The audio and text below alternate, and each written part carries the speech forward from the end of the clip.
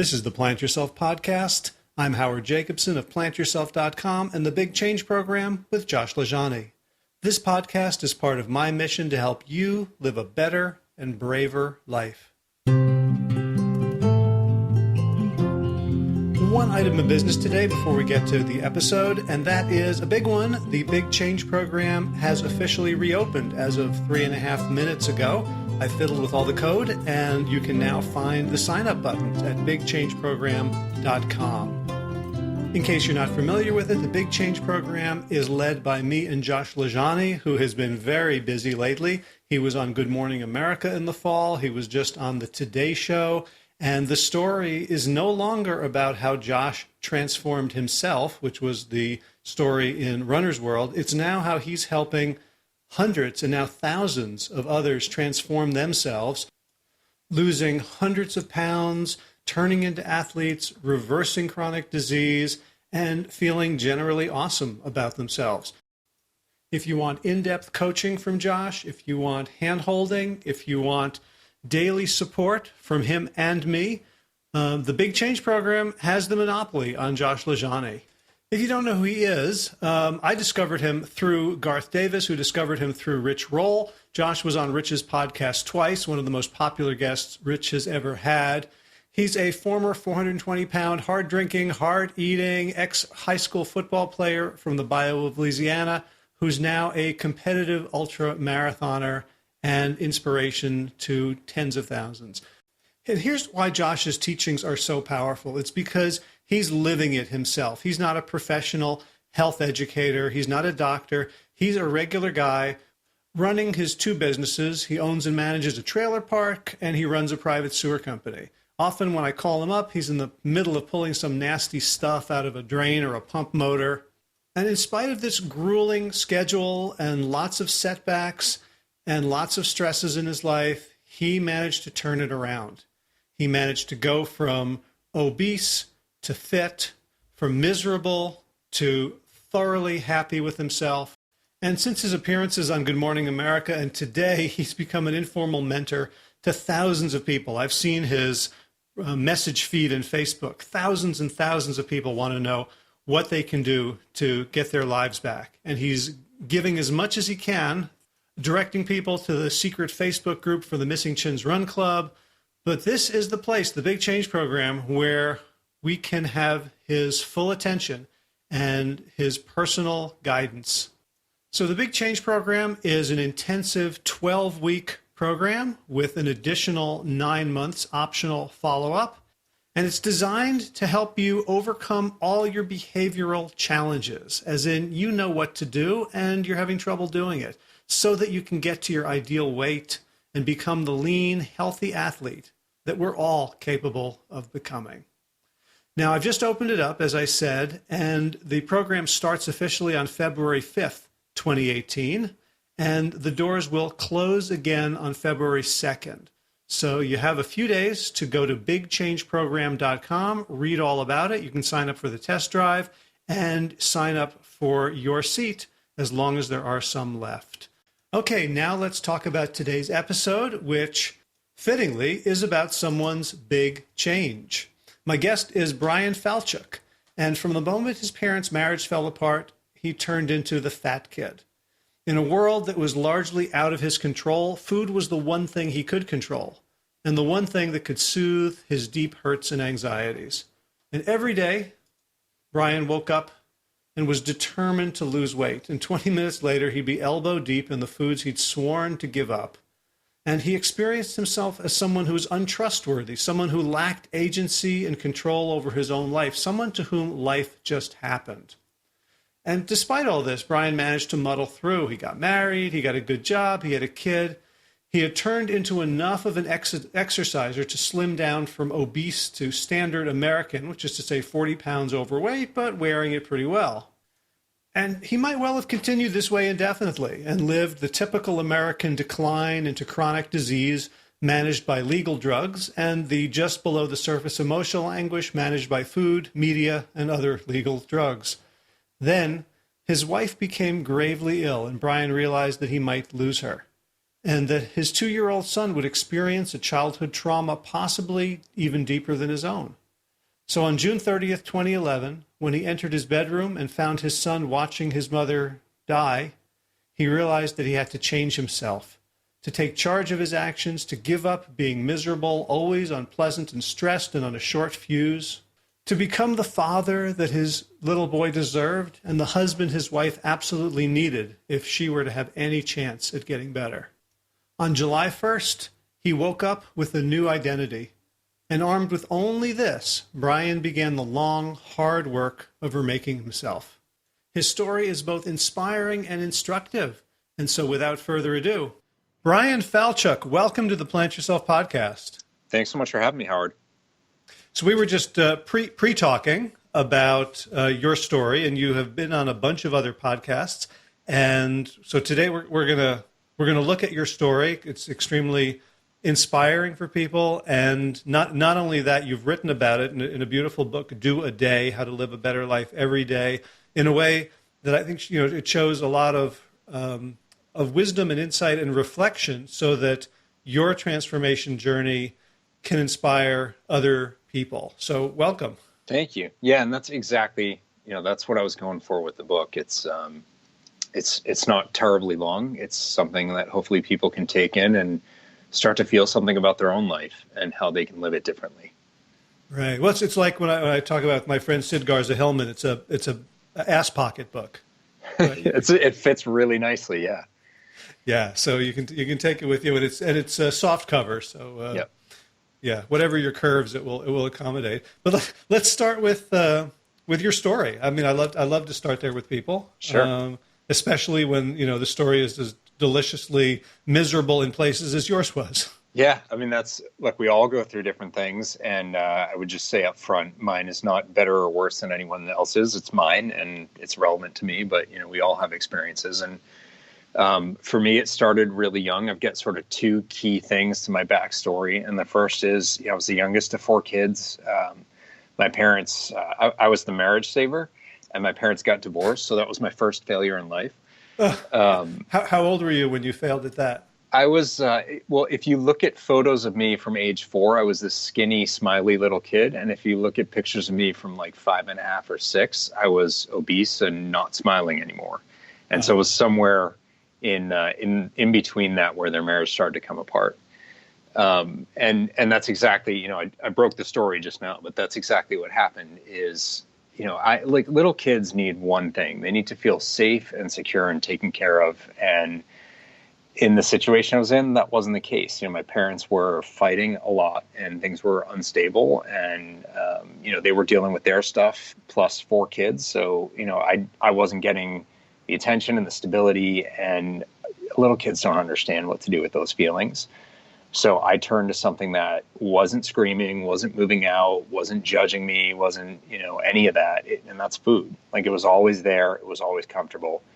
And it wasn't a slowly but surely kind of thing. It was really, really fast, where I went from, like I said, this little skinny, smiley kid that I don't even recognize when I see those pictures, into this, round little ball of depression, really. Anxiety, unhappiness, all of it, because I felt that things were not stable. And that continued all through my childhood. And it wasn't until high school, this amazing man who actually just ran into randomly last night, but he ran the PE program at my high school. And he just took a totally different approach to exercise, which to me was always punishment and judgment. And, it's, here's the fat kid, he's not going to be able to run, or what are you, lazy? Why can't you do this? Why are you wheezing? He was just like, let's try different things and see what you enjoy. And when you have a win, he'd call it out. And when you didn't, it's interesting. He never used negative talk. So he wouldn't say that's bad or you failed. It would be like, oh, that's not good. Or, let's see where we can have a success elsewhere. It's like little things like that, but it was totally different from anything I had experienced around wellness before. And, I was able to lose weight with his help, and that's great. And I got a very different relationship with exercise. The problem was I wasn't obese because I was eating too much and moving too little. I was obese because of the underlying emotional problems. And that's the one thing he didn't face with me, because, it really wasn't his place.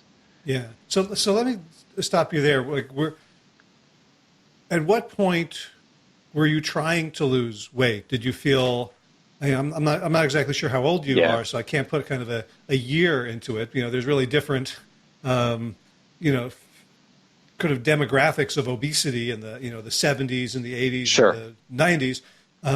This is the 80s. I'm about 40. Okay. So I was about 100 pounds overweight. Okay. So like in high school. Yeah. So from, elementary school, middle school into high school, I lost weight starting the summer after my junior year. Uh-huh. And so at that point, were you like, what was your relationship to your identity as the fat kid? I was miserable. So you asked me, when was I trying to lose weight? I was always trying to lose weight. It was pretty much every morning I'd wake up and have that talk with myself about how I need to stop, and you're not going to eat that stuff today. And within, 20 minutes, I'd already had 2 bagels and, whatever else. Like it just never lasted. I felt horrible about myself, and everyone around me was either directly contributing to that with their ridicule and name calling and whatever, or I just presumed they were. And so I was sort of like using them as a puppet for my own self-judgment, sort of putting it in their mouth and playing it out on their behalf. But I remember I went to summer camp in New England, and it was super hot, and they put all of the fat kids together in a relay, or not a relay race, just a race around the track. We had a track meet. And the entire camp, so like 200 and some odd kids, stood around this oval track laughing at us, like pointing and laughing. It was the worst. And I got to the finish line. I may have been last. I have no idea. But I passed out on the finish line. I woke up in the camp lake. They're trying to revive me because my core temperature had gotten so hot. So that was my childhood. So I always... my sense of self, my self-image was pretty terrible. Wow. I was a skinny kid, all through high school and college. I'm picturing myself being one of the kids caught up in the jeering. Yeah. I don't blame any of them. It just sort of happens, and I'm sure it was amusing, and it sucked, and it's funny, like every time I go for a run, there's a little part of me that twinges and has a little bit of anxiety. It's like, you can't run. Like I've run a marathon, I've run a bunch of races. I can run, it's not an issue anymore. But there's always a part of me that I think carries that scar, and at least I'm aware of it and I don't let it get the better of me. But emotion's a powerful thing, and that's what drove it for me originally. Right. And, we're getting ahead of ourselves, but obviously you're not on this interview because you're still 100 pounds overweight. So, it's not like a huge spoiler. Yeah. But that a lot of people, that you have, dealt with this stuff and built a beautiful life. And, a lot of people feel like, when you're scarred as a child, it's kind of too deeply ingrained, too soon to ever really recover from. So it's beautiful to hear that you have, and that it doesn't sound like it was magical either. No. You just shook the Etch-a-Sketch. Yeah. That there's still these twinges and scars, and it's about doing in spite of it. Yeah, absolutely. I mean, there's no quick fix as much as we may want it. So I'm reading this book by a Buddhist monk, and she summed it up perfectly. She's like, we often expect fast food enlightenment, but profound changes occur gradually. And it's absolutely true. So I said I lost weight between that junior and senior year in high school, and I finished losing it through the end of high school. But I gained it back later, and it took me into my 20s till I started to gain it back. But I never looked obese again. I just looked American, like I looked like everybody else. But I should be about 180, and I had been 270, like somewhere in the 270s. I stopped weighing myself at 248 as a kid because I just couldn't take it anymore. But I know like my pant size kept going up. So I was probably 260, 270, 275, somewhere around there. I got up to 222 by the time I was 32. I had a 2-year-old son. For some reason, the number 2 is coming up a lot right now. So my son was 2, and my wife, the summer of 2011, became really sick with a chronic illness that we didn't know she had. Now we do. And I'll say going into this, she's still alive today, and that matters in this story. And sometimes I forget to say that and leave the audience hanging. But she got really sick, and it got to the point where her doctors gave up on her. She was bedridden. She had wasted away to just over 100 pounds. She was losing 2 pounds a day. And her primary care doctor called me on June 30th, and he was like, I'm going on vacation for 6 weeks. Let's check in when I'm back. And I said, 6 weeks? You know, she's losing 2 pounds a day, and it's not stopping. You don't know what's going on. You think she's just depressed or she's doing this to herself. Like, what are we supposed to do? And he goes, oh, just take her to the ER if you need to. Mm. And that's when everything became clear to me. And it was in that moment that my life really shifted. So that's just over 6 years ago now. That's the point where the profound change began. That's the point where I actually addressed the underlying reasons why I was obese in the first place. That's the point where I was willing to face those childhood scars to actually start to make change. And that's where my book comes from. That's where the philosophy that I live comes from. That's where the coaching work that I do really stems from. It started the next morning, July 1st, 2011. So I want to go back a little bit. I had a couple of notes of questions. So what you said when you were trying to lose weight and talking to yourself every morning, you said, I was not going to eat that stuff today. What was your plan? Like, what was that stuff? Like, yeah, you know, I mean, there wasn't a plan, and that was part of the problem. But that stuff was like, I'm not a candy guy. I'm more of a dessert person, and there's lots of different forms of dessert in our lifestyle, like breakfast Danish. Like, that's a dessert. Like, I don't know who you're kidding. That's pastry. You know, breakfast pastry, I guess, is the official name. Right. So, you know, it's either that or it's just too much. Like, it just have too much of everything. Like, I would get to the point where my stomach hurt so much from being so full, and I'd just keep going. It's like there was no off switch. And I don't know where that comes from. Like, I don't know if it's because of, you know, post-divorce, a lot of families have financial troubles. Like, I don't know if it was this sense of scarcity. And so it's like, if it's in front of you, you have to eat it. Like, I do particularly bad with buffets or like free meals. You know, if work's got like a catered lunch, I'll eat every last scrap that I can. Yeah.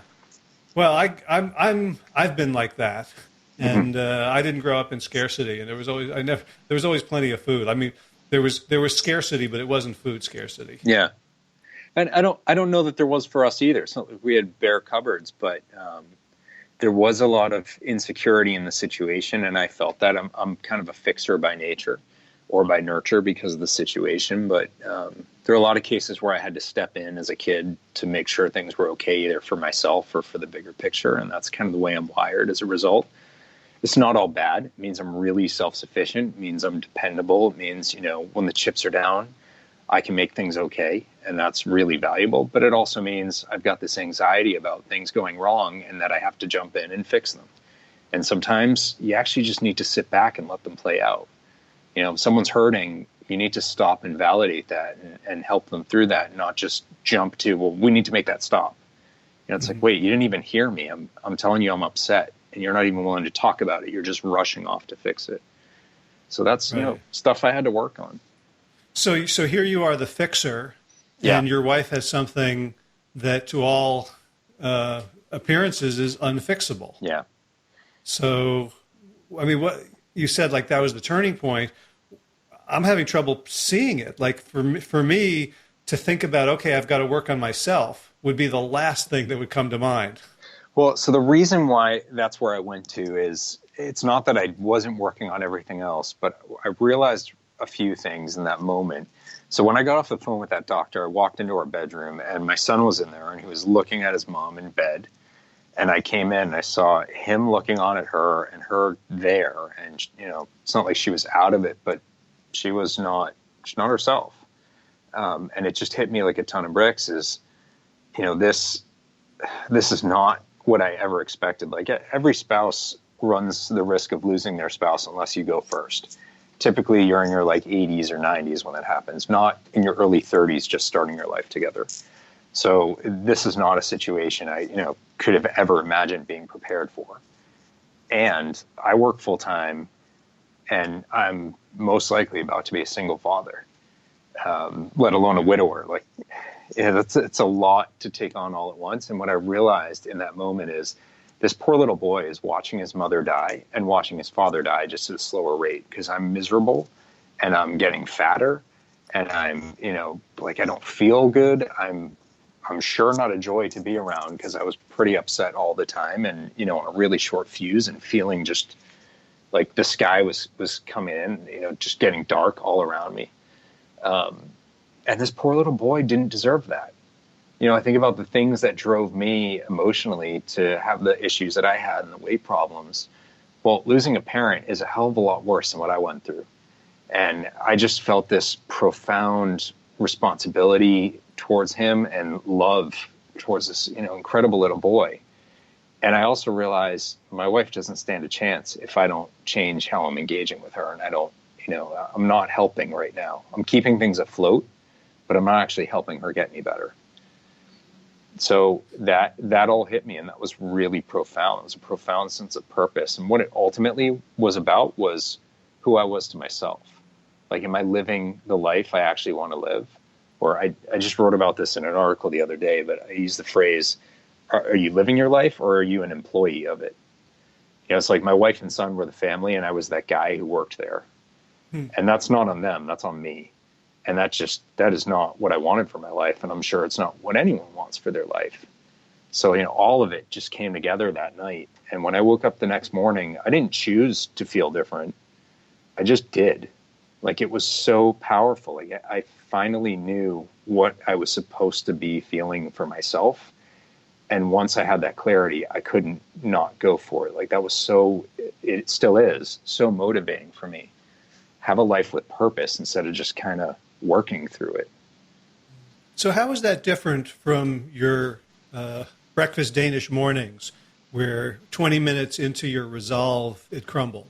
Yeah. What happened on July 1st, 2011 that was different? What I didn't need anymore was willpower. And it's not to say there aren't tough moments, but I don't think willpower and discipline are the ultimate answer. They can get you through in the short term, and that might have earned me 20 minutes, or maybe it earned me a day where I was really good, and then I'd overly reward myself the next day because I was good yesterday. What I woke up with was, it wasn't about like tricks to get by. It was, this is who I am, and who I am is a better man than this, as a man who will achieve, a man who has specific goals and knows how to go after them. It's like I talked to someone who used to be a smoker, and he had tried to quit like 6 or 7 times. And one day he did, and he did it cold turkey. And I was like, what was the difference? And he said, I was always a smoker who was trying to stop. And the last time I just said, I'm a non-smoker. And he's like, and that was it. And, maybe that doesn't work for everyone, but that's kind of how I went about it. Like, I wasn't the fat kid who was trying desperately not to eat that thing I wanted so badly, which is how I was thinking about it before. I was a fit person or a healthy person or a successful person or a good father or whatever the context is, who was just doing that. And it was that different framing. It wasn't, like, I had spent so much of my life putting myself down, either directly or through others or, whatever, negativity and a lack of self-love. That's what was different. And I had really specific things I wanted to address. And so I set really specific goals, and I built a way to track, like, for the weight loss and exercise, it was just put together a little spreadsheet in Excel. There were some other things in my job. I really was in a very political and unhappy situation at work. And so I mapped out, like, where do I want to go with this? What don't I like about it? What do I need to be different? And obviously, what was going on with my wife and our family situation, there's no mapping that out. But I did have to stay very conscious in every moment in terms of how I was interacting with her. I was frustrated too. So when I hear her start to spiral with her fears of what was going on, to not just be like, you need to stop doing this or stop saying those, like, stop and be her husband for a minute. She needs you. She doesn't need you to start telling her what to do differently. And that like, all of those things were really specific, but made a really big difference. And the last one was I needed to get help for me. And I'd spent so much time really just talking myself out of it, why it wasn't possible, especially with her illness. Like, I can't leave the house, or we can't be spending money on me. We need to spend it on her. And she had been pushing me to do it the whole time. So, I knew I had her support, and I finally just stopped fighting it. And that was pretty crucial. It didn't solve everything, but it certainly unlocked a lot of things that I really wasn't able to come to grips with on my own. So I feel like, the rest of the story is details. Yeah. Give the way you've described this waking up with this new mindset. So I'd like to explore it further, because, you talked about fast food enlightenment and that not happening, but there is an element of an instantaneous shift here. For me, there was, yeah. And I think that's the only way change actually ever happens. Is it's like the bud pops out of the ground in a minute, even though there's been a lot of preparation for it. So, like, I can hear people say, okay, so I've got to love myself, I've got to take myself seriously, I've got to have a purpose, and they're going to glom onto some affirmation or mantra, and then all the old voices are going to come up and tell them why this is going to be just like all the other times. So did that happen for you? Did the naysayers chorus suddenly crank to 11? Whether it was 11 or not, I don't remember, but there's always going to be naysayers internally or externally. So all that's true. What's really different here is it's not about the change being forced upon you in a moment. So, for people that I've worked with, they're like, well, I'm not facing death. Or I was on a podcast with a Navy SEAL who was blown out of his vehicle and left for dead in the desert. That didn't happen to me. No one's pointed a gun in my face. Okay, that doesn't mean you can't change. So I do think I do agree with you that there's often this kind of epiphany moment, but it doesn't have to be forced upon you all of a sudden. And that's what's not fast food about it. That's where, just because you haven't had the life or death kind of, all of a sudden in your face moment, you can still get there. It just takes work. It takes introspection. It takes questioning. It takes pushing. So while I had that all of a sudden I get it moment, there's so much I still didn't get that I still had to work through. I just kind of had it in the reverse order. The epiphany came first, and then all the discovery and the unpacking happened. For a lot of people, it's the other direction. You do the unpacking first, and then it clicks, and you get it. So what did you do that first day that was, that I'm trying to figure out how I want to phrase this. Just that these thoughts are so persistent, and the self-image of not being enough, of not being able to control your future. Did any of those, did they just all go away at that point? Or No. did you have to, even that first day, were there strategies you used? And I'm really asking for all the people who want this so badly and feel like, as they're listening to this, that you must be some sort of a different species. I wish. So the voices don't go away, but here's the difference is before those voices were running the show.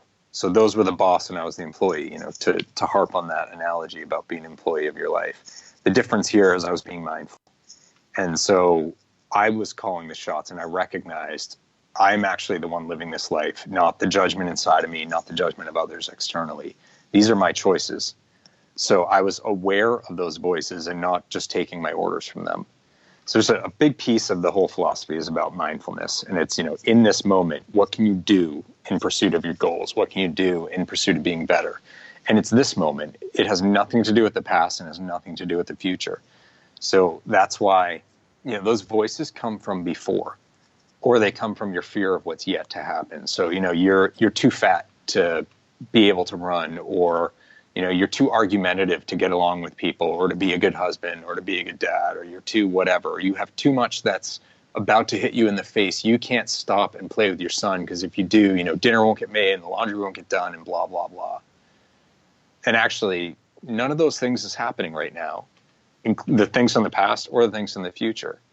So if you can cancel out that noise, which isn't just flip a switch, it's an active, conscious decision you have to make and often keep making in the moment.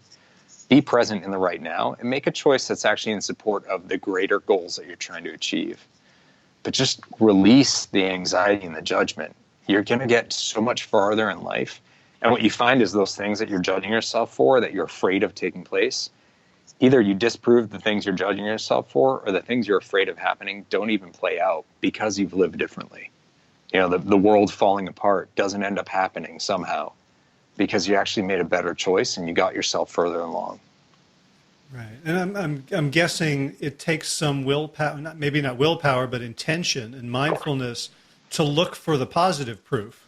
Because there's always going to be proof of whatever you want to prove, right? Yeah, and that's so hard because a lot of us, in a professional setting, that's what many people are rewarded for at work is, you found this big inefficiency, or you spotted that big problem and you fixed it. Or I was a management consultant for 6 years. That's exactly what my job was. Go around and find the negatives and get rid of them. So like we're rewarded by focusing on what's wrong, including with ourselves. So yeah, you don't naturally look at what's good. I mean, listen to people when, you go to someone's house for dinner and they make whatever and it's delicious and you compliment them like, oh, I think this was a little burned or that needed a little more. They don't just say, thank you, I really enjoyed it too. Because that would be weird, right? And you hear people like, oh, I'm so tired. I only slept 4 hours last night. And the next guy's like, 4? What are you, a baby? I slept for 3 hours. What's wrong with you? You got an easy life. It's like we're proud of how miserable everything must be. And that's just like, let go of that. Actually allow for yourself to be good, to be okay. It's really uncomfortable for a lot of people, but actually that to me, like that first stop of practicing self-love, as corny or cheesy as that may sound, so much comes from that when you actually just allow for the positive examples to be, just to be, like just to exist. Yeah, and one of the things I've discovered is that the more yes I am to the world, the more I annoy people who aren't. They can't stand it, right? Yeah. So so I've been comfortable in that in that crowd for so long, and all of a sudden, like it's the scariest thing in the world to be innocent and positive. Yeah. Around people that where the dynamic has always been, well, let's be cynical. Yeah. Yeah. If you're not self-deprecating, you don't fit in somehow. Yeah. Yeah. That's I'm still on that journey. I think a lot of people are, and that's okay. I mean, we all do it. And so I try to catch myself and just stop talking before that word "but" comes out of my mouth, because that's usually where it's going to turn. Yeah, that's a good trigger for self-examination. So July 1st, you had this new outlook, this new game plan. You didn't have any more knowledge than you'd had the day before. No, I didn't. So how did you go about figuring out what to do? Well, that was the cool thing, is all of the I can'ts were irrelevant because I was still the same person.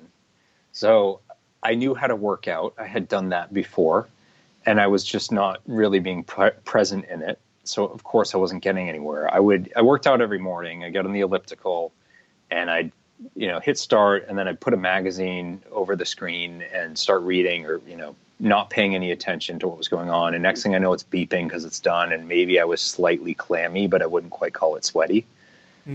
So that first day, I'm like, you know what? There's different programs in this thing. I'm not going to put a magazine over the screen.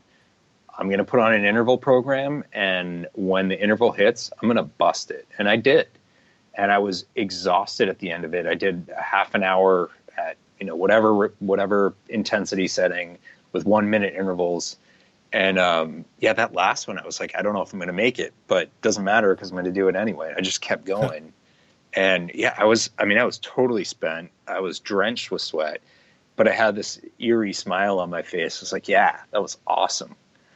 And I felt energized as much as I felt drained. And I went to my computer after showering and drying off, and I just wrote down what I did. Like, I wrote the time, the distance, and the calories. And I was like, that was pretty cool. I'm going to see if I can do at least the same tomorrow, if not better. And that was it. Every day I did that. And I was like, I should build this out, like map out the rest of the year. But I also knew my weight because I weighed myself that morning and I was 222. And I was like, if I should be 180, let's call it 185 by the end of the year. So just shy of 40 pounds, July 1st to December 31st. That's my goal. I'm going to do it because I lost more than that. I lost over 100 or around 100 pounds before. Like I knew I could do this. But I also knew this wasn't like losing 5 pounds or something. It was a real amount of weight that would have to do specific conscious things for. If you want to lose 5 pounds, I don't even really know what you do about that. Maybe you don't eat today and then you get there. Right. That's just not relevant. But if I lost 100 pounds, I'd probably die. Like that was too much. So 40 pounds or 37, whatever it was, 38 pounds. That was a good relevant amount of weight for me to lose. And it was real. Like it definitely would have to be conscious of it. I was going to track it every day. And I decided when I went to work, I was like, I'm going to take this energy I've got. I don't know what it's about. Like I still hadn't really paused on it, but I'm going to be more conscious of what's going on at work to try to figure out like, what are the things that are really bothering me and making me feel like this is a bad place? And what are the things that actually I'm really enjoying? And I just made a list throughout the day. And it's just like, that was going to be a slow burn because there was a lot to unpack from it. And it was, I wasn't just going to stop working, especially not with the bills that were racking up, with my wife's health, but I at least needed to plot the course of how do I make that better. So what I'll say is, in terms of my weight, I didn't get to my goal of 185 by the end of the year. I got there by my birthday, which was in October. And I got to 180 pretty soon after that. So I was 180 before the end of the year, which is awesome. And that's where I really should be. And since then, I've been between like 178 and 182 pretty much every day. When I was marathon training, I got down to like 169 on those long run days. As a vegan, it can be a little bit tricky to get enough calories. But generally, my weight's been really consistent for the past 6 years now. And I don't really have to think about it. It's a part of who I am. It's not like I don't try to willpower myself into working out. It's just what I do and I enjoy it. And it feels good. Right. And it's, I kind of wish I could sort of, inject people with that experience of finishing a sucky workout. Yeah.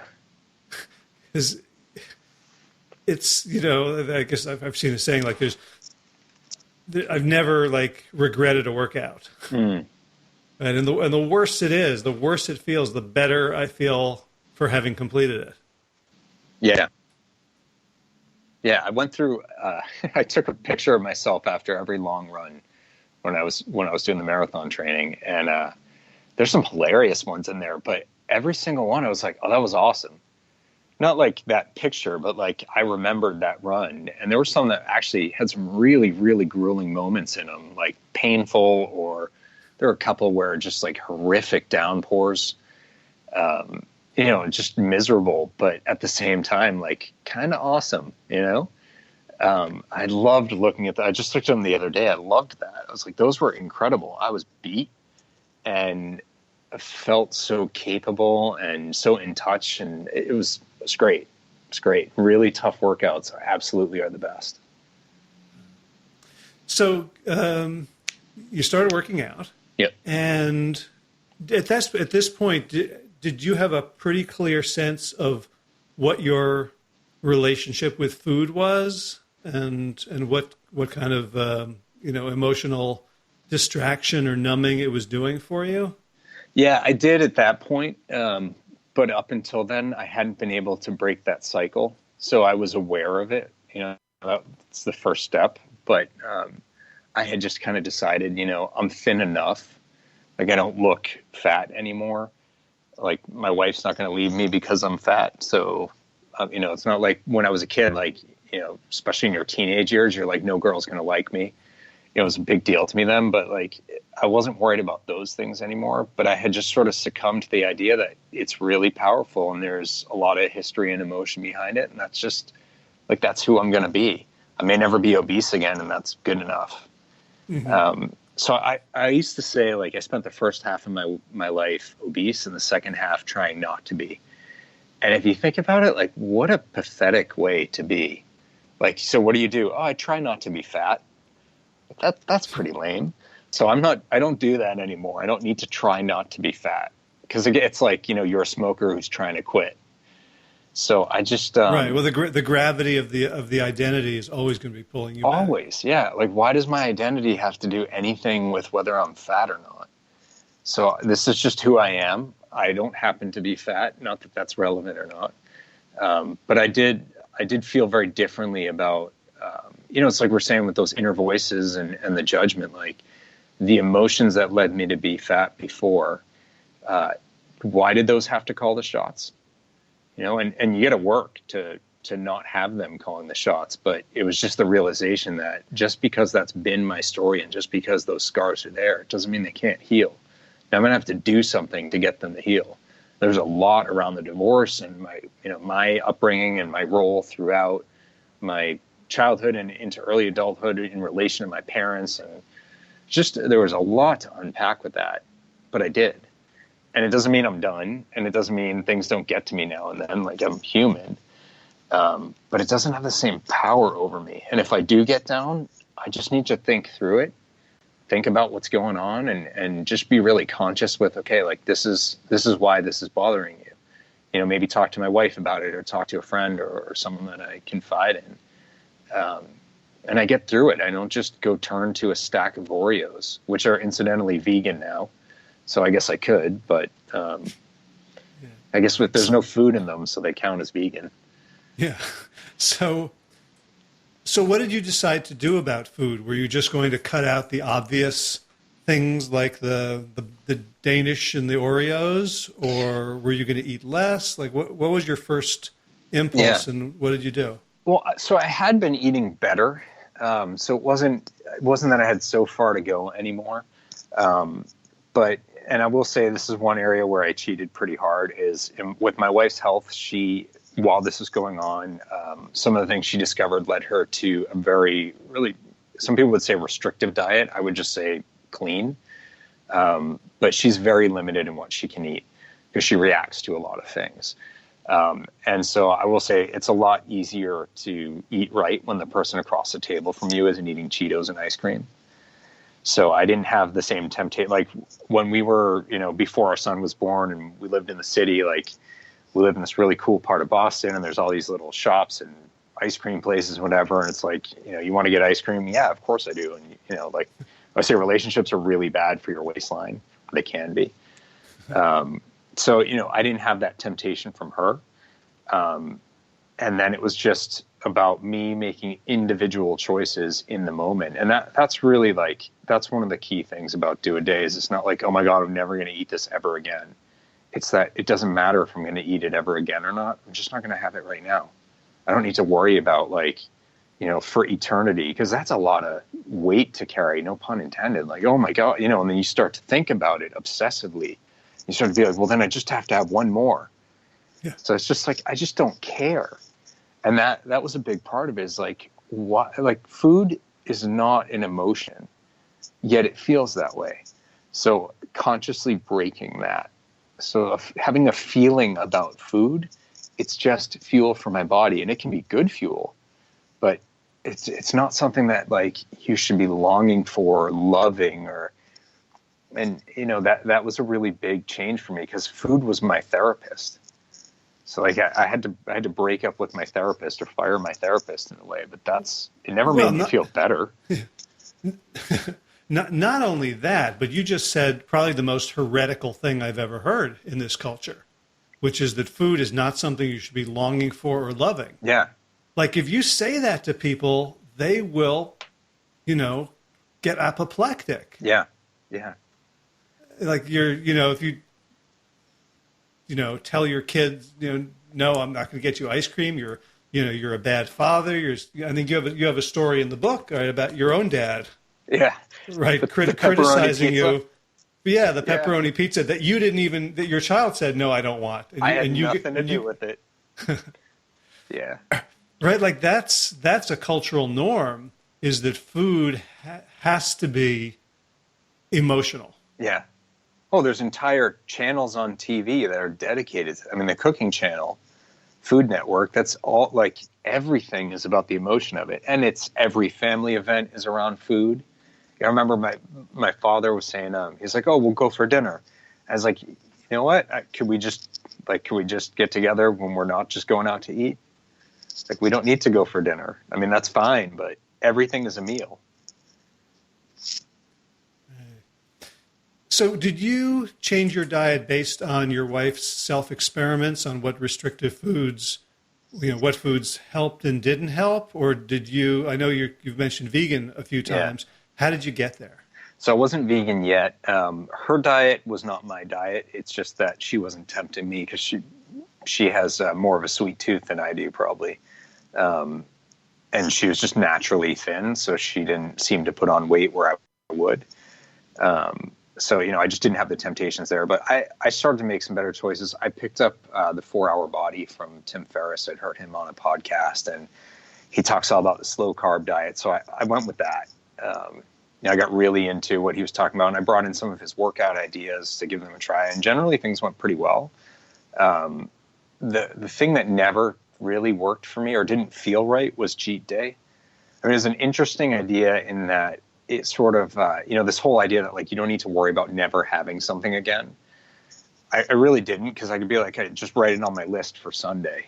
Be like, have a donut on Sunday or eat a whatever. What's funny is actually it was fruit that often was on my cheat day list, because you can't eat fruit on the slow carb diet because it's too sugary, and that just never sat right with me. So I was like, a grapefruit was the first thing I would have on cheat day. I was like, oh, now I'm going to have a grapefruit, which I know probably sounds really lame to lots of people, but for me it was like, I love grapefruit, and it's forbidden. So I found myself, sometimes I'd have some more typical cheaty kind of things, but actually it was just like, I just want some fruit. So little by little, like, when I would truly cheat the way that he would push you to, because he really pushes it hard. He's like, you should go all out to the point that you're like about to puke, so you don't want it again, I guess. But it really made me feel miserable. And I lost weight and definitely got into shape, and that's probably part of why it went as quickly as it did. But every Sunday and into Monday, I felt sick. And that is not really interesting to me. So I gave that like 6 or 8 months. I got my body where I wanted it to be, and then I stopped doing slow carb. But I had picked up a lot of lessons from it around my intelligence around sugar, how much added sugar. And so I made smarter choices like that. I had figured out a few meals that, fit the slow carb diet that actually I really enjoyed and were easy to make. So I've, just changed my whole eating routine. It just wasn't a very conscious thing. Like, maybe I had it easy in that respect. I really do think not having the temptation around made it much easier. But I gave myself to not the process, but just the idea of, you're a healthy person. And that really changed things for me. Like, I remember I said, the first time I called myself an athlete, and I felt super weird. The first time I said I was a runner, like, I was on the phone with someone. I was in my basement, and he's like, so what do you do for exercise? I've noticed you've lost all this weight. I'm like, oh, I'm a runner. I looked left and looked right, like someone saw me just say that. Like, oh man, I'm gonna have to explain myself now. They're gonna be like, he's lying. But it just felt, it's the fat kid. Oh, you're not a runner. But I just allowed for the idea that, I eat well, that I'm an athlete, that I'm a runner, that I'm whatever. Right. And that reminds me of something that Josh LaJaunie's talked about, which is, the thing that got him to a really healthy whole food plant-based diet was not a whole food plant-based diet. In his case, it was paleo. Mm-hmm. But what he did was he did something different and then noticed the results. Right. He didn't get married to it. And it sounds like you did the same things. You tried Tim Ferriss for more than half a year, and you took what was good and ended up dropping the stuff that didn't work for you. Yeah. And I forced a lot of the cravings to break. Like, I was always a cookie guy. And I just, you don't eat them. And so I very quickly broke a lot of those, if there were cookies or cake or whatever at work. I was really, really good about following the diet. I was going to say strict, but that's very negative. So I was really good about following the rules on slow carb. So I really did retrain myself from a lot of those habits I'd had before. And yeah, cause and effect. I saw it happen. And so I was interested. So were you doing the cheat day, were you having the cookies and things? It seems to me like if you're breaking cravings and then you're having them once a week, Yeah. you're not really breaking cravings. No, so most of it really was fruit. I'm just going to admit this. I had McDonald's twice during cheat days, and that I've never gotten as sick from food. Except I've had salmonella twice, so maybe excluding that, I got so instantly sick the 2 times that I did that. What else did I have? Well, one was like my son's birthday, and I had like 2 pieces of cake, or 3. Had like pizza or something like this. So like I would have cheese, but I wasn't giving in to the baked goods in the way that I actually thought I would. It's so funny. As a kid, I used to dream of like the Boston cream donut was my jam. And I used to dream of like, when I go to college and no one's around to keep me from eating this, I'm going to go every day and buy a dozen Boston cream donuts. And I didn't do it once. And I remember, because I wasn't obese in college. So I was like, I looked back on it and I was like, I broke a promise to myself. Like, what a waste. I could have at least done it once just for the sake of like, following through on the promise. But yeah, I didn't, it's funny. Like I should have, right? If that's what I was craving, but I just didn't naturally do it. And I wasn't going to force feed it just because, it's cheat day. So you have to eat all this stuff. I didn't want it. I didn't have it. It was more just like the rules don't apply. So do what you want. Gotcha. So how did you make your way from slow carb to plant-based? In one day. And that's the truth about it. Is I was reading Rich Roll's book, Finding Ultra, and I read a few other vegan ultra athlete books. And it just, I was interested, but then I would just go into all of the what ifs. Like, what if I have a business trip and we go to a steak place and there's nothing for me to eat? And, what if I'm traveling and the only places to get any food is at a gas station? They're not going to have like a salad bar. Or what if it's my son's birthday and he wants me to have a piece of cake with him? And I'll be like, no, I won't do that. It's just, I started to go through all of these scenarios, and then it just hit me as I was reading Rich's book, and he just kind of calls it out. It's like, you really don't have an excuse not to try it. And I just said, like, it was like 8:30 at night or something. And it was too late for me to go do any planning about it. I was just like, you know what? None of those things I keep saying is happening tomorrow. I'm not going anywhere. Like, I'm going to the office. That's it. I'm not flying anywhere. It's not my son's birthday. It's not like pizza. Like, there's nothing. I can just, I said out loud, I was like, I can do a day. And when I said that, I was like, that's an interesting phrase. That's kind of what I've been doing, just not aware of it. So I hung on to that phrase. Little did I know I'd write a book by the title later. But I woke up, I went into work, like I had breakfast, which normally I would have eggs in the morning. So obviously I didn't do that, but I had it was a vegan protein shake that I happened to be using anyway. I had some quinoa and vegetables, which is like, there's your protein. And I happen to love quinoa. And then I went to work, and I usually get a salad anyway. So I just didn't get chicken on the salad. And when I came home, I don't even remember what I had for dinner, but I think I might have like roasted root vegetables, which I happen to love. And I was like, that was the easiest day, because with slow carb, you have to scrutinize everything. Like, I had to read through every single ingredient and make sure, like, the last one is the one thing that Tim Ferriss says you can't eat. So it's like, it just had been so much work. And eating vegan, especially if you eat a whole food plant-based diet, you can pretty easily tell if there's a piece of steak sitting in the middle of your food. If it's like highly processed, you got to look at the ingredients. But maybe there's a vegan label on it, which is helpful. There's no slow carb label on things generally. But yeah, like if you're having whole food diet, like it's sitting right in front of you, can you not tell that there's bacon on it or that it's got cheese crumbled on it? It's pretty obvious. So I was just like, I didn't have to think. And remember that grapefruit? I had a grapefruit at lunch, and I didn't get in trouble for it. Like, I had carrots in my salad, which are a no-no on the slow carb diet because they're really sugary. Like, that's just like, I can't eat a carrot? That's ridiculous. So it was so freeing. And it was freeing because I wasn't putting all of that, like all these what ifs of things that weren't even happening.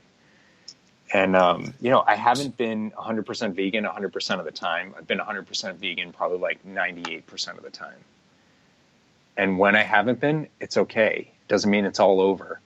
I just go back to it later. So was there something that convinced you, or was it all sort of experimentation and personal? It was experimentation.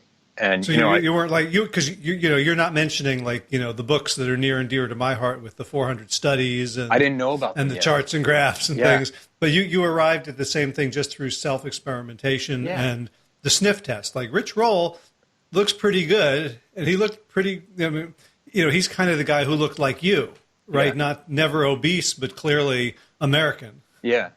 And then on the cover of his book, he looks like. Is the picture from where he's like, the fittest man in the world. Rich was obese. I mean, he nearly collapsed before his 40th birthday on his way up the stairs the night before. He had to pause to catch his breath walking up the stairs. And I was like, yeah, I get that. I've been there. Right. But I just gave up on all of the, I don't know, the power of it, and just said like, I'll try it. And like, you can do anything for a day, no matter how hard it is. And so I did. And I discovered how easy it was when I stopped caring. And it's then on day 2, I was like, you know what? I'll do it again today. I've got some of that quinoa left over. I might as well. And like, day 2 was just as easy. And next thing I know, it's been 6 months and then a year, and I'll be 3 years in January. And I've learned all the other stuff along the way, and I've looked into, the other books, and there's plenty of other people to follow. I think my wife thinks I have a crush on Rich Roll. Like, I've got a crush on lots of people now. But, it's interesting because I got into it out of knowing it's probably better for me, but I didn't really know enough. I knew, like, clearly there's proof that you can, not just survive, but you can thrive. Like, all of the top ultra athletes in the really major endurance space, they're pretty much all vegan or really close to it. It's like, obviously you can do a lot more than just survive. So I can try it for a day. And I ran a marathon as a vegan. I've done one of my 2 century rides was after I went vegan. Like I've achieved a lot, and somehow I've lived through all of it, and I still get protein. So it's been a really good thing. And I'm much healthier than I've ever been. And this is where the whole not trying to be fat thing actually came from, is I don't work out to manage my weight at all. I work out because I really enjoy it. I don't care about my weight because my weight doesn't move anymore. I just had knee surgery last month. I'm just starting to work out again. I'm the exact same weight as I was before the surgery. Now, my fat and muscle content changed a little bit, and atrophy and whatever, but I'm not managing my weight through exercise because I don't have to. Right. Right. Exercise is about exhilaration and performance. Yeah. It's about me. It's not about not being fat. Right. So I know you said we have a hard stop in a couple of minutes, but so we have to find out how your wife's doing. My wife is so she still has her illness, but it's not killing her, which sounds less amazing than it is. That's a pretty huge deal. She's grown tremendously. I always liken it to having an unreliable car. So when you get in your car and, it's making that noise or it's shaking, and you're like, I don't know if I'm going to get where I'm going. Okay, well, imagine the car is your body. Mm-hmm. So, every day there's a pain or there's a something. And unfortunately, a lot of them are very similar to what she experienced when it all spiraled out of control. So you always, there's that vigilance and self-protection of, is it happening again?